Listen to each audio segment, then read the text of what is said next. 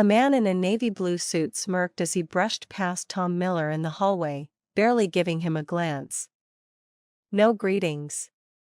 No eye contact. Just another nameless worker lost in the maze of cubicles. Except, he wasn't nameless.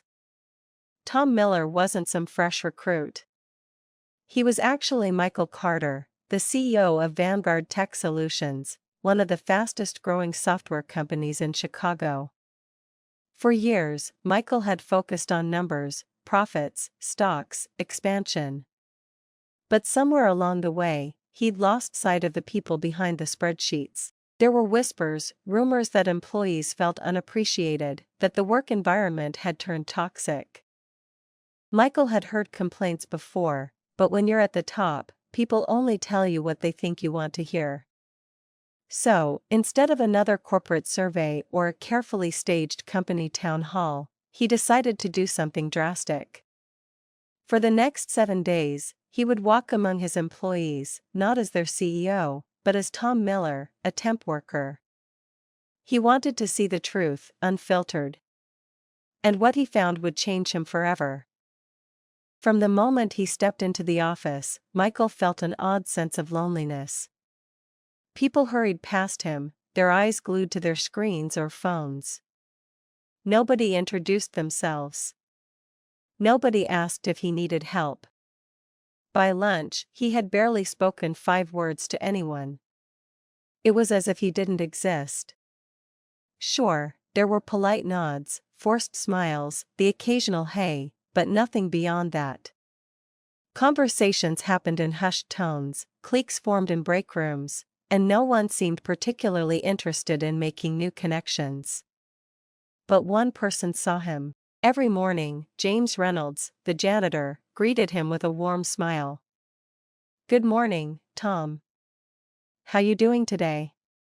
At first, Michael thought it was just polite small talk. But as the days passed, he realized James wasn't just making conversation, he genuinely cared. During lunch breaks, Michael would see James sitting outside on an old bench, eating a homemade sandwich while flipping through a worn-out novel. On the 3rd day, he decided to join him. "What are you reading?" Michael asked, unwrapping his sandwich. James smiled. "Something by Mark Twain. Keeps me entertained between cleaning up coffee spills and fixing jammed printers." Michael chuckled. "Been here a long time, huh?" 22 years. James took a bite of his sandwich. "Long enough to see CEOs come and go, long enough to know who really runs this place." Michael smirked. "And who's that?" James pointed at the cubicles. "Not them." Then, he tapped his own chest. "It's the ones who keep the lights on, who make sure the floors aren't covered in dust, who fix things when they break. People don't notice us until something stops working." That stuck with Michael. "But don't you want more?" Michael asked after a pause. James wiped his mouth with a napkin. "More? More what?" "I don't know. A promotion, a different job. Something bigger." James chuckled.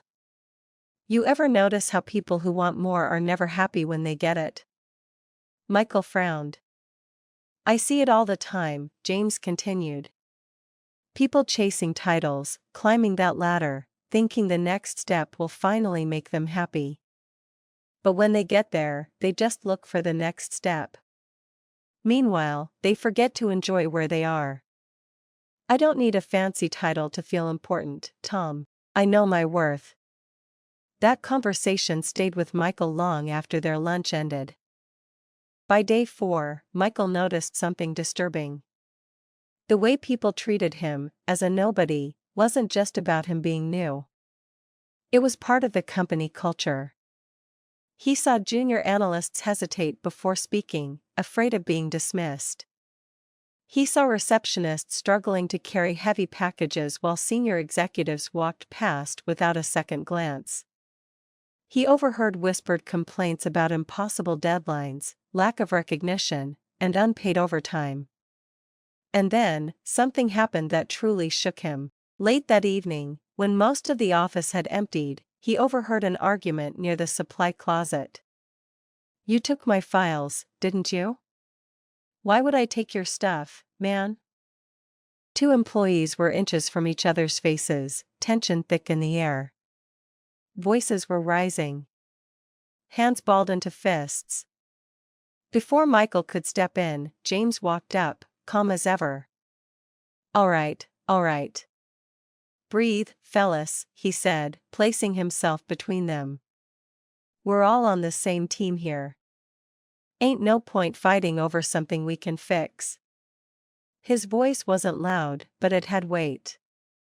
Authority without intimidation. The two men exchanged a few tense glances before sighing. "Yeah. I guess I overreacted," one muttered. "Same here. My bad." Just like that, the fight was over. Michael stood there, stunned. James had no title. No power. And yet, people listened to him. And in that moment, Michael realized something. James had more leadership in his little finger than most of the executives in this building. On Friday morning, an email was sent out. Mandatory company-wide meeting at 4 p.m.